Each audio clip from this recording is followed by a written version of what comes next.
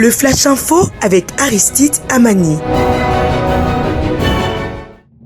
Il est 18h, vous faites bien de suivre le flash d'information sur Poyo Web Radio.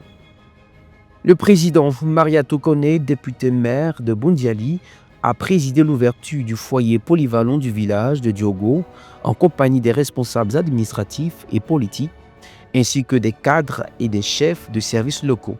Comme l'indique Mariatou Koné, ce centre, ouvert le 19 avril 2025, a été érigé grâce à ses propres ressources dans le but de combattre l'inaction et les conduites dangereuses, tout en encourageant le développement individuel, la créativité et l'esprit d'entreprise des habitants. Cette initiative vise à concevoir un lieu vibrant et polyvalent au bénéfice de la communauté, participant à l'épanouissement, au progrès social et culturel dans un environnement structuré et inclusif pour rehausser le niveau de vie des villageois et consolider la cohésion sociale. Le mercredi 23 avril 2025, Bamba Karamoko, le responsable de la commission d'accès à l'information d'intérêt public et aux documents publics, a encouragé les journalistes à comprendre les concepts essentiels de l'accès à l'information afin de formuler plus efficacement leurs requêtes. Il a formé cet appel durant la 37e session de l'Académie ANP qui s'est déroulée à la Maison de la Presse à Abidjan au Plateau sous le thème « Le journaliste face aux ressources d'information, opportunités et craintes ». Il a souligné la différence entre les documents publics qui peuvent être divulgués et ceux qui ne le peuvent pas, comme ceux liés à la défense ou à la sécurité nationale, par exemple. Ce n'est pas une question de tout demander, mais de savoir précisément quoi demander et à qui, a-t-il souligné. L'accord de financement pour soutenir la transformation numérique et les pratiques écologiques du secteur financier a été officialisé le 23 avril 2025 à Abidjan entre la Caisse des impôts et consignation de Côte d'Ivoire et la société AFG Holding. L'accord de financement a été signé à Cocody, Abidjan, en présence du directeur général de CDC-CI Capital, directeur Arthur Koulibaly, et du directeur adjoint de l'institution bancaire Karim Koné.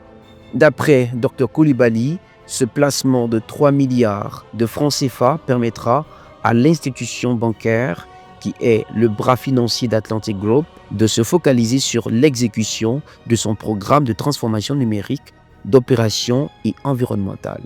Selon Dr Koulibaly, ce soutien fait partie de la stratégie visant à consolider la structure dont l'objectif est de contribuer à l'expansion et à l'approfondissement de l'inclusion financière.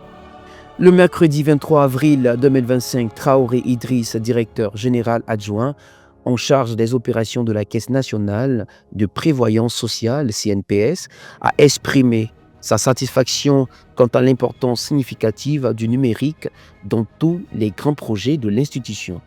Cette déclaration a été faite lors de la cérémonie conjointe des 29e Journées africaines de prévention des risques professionnels et des 23e Journées mondiales de la sécurité et de la santé au travail JMSST qui se tiennent du mercredi 23 avril 2025 au vendredi 25 avril.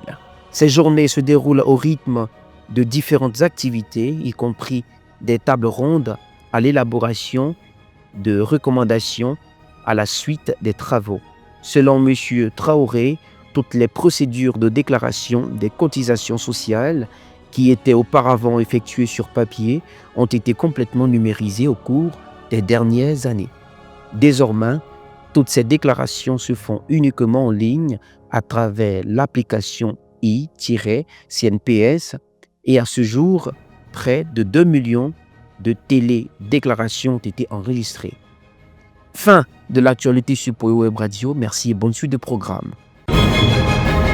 Le Flash Info avec Aristide Amani.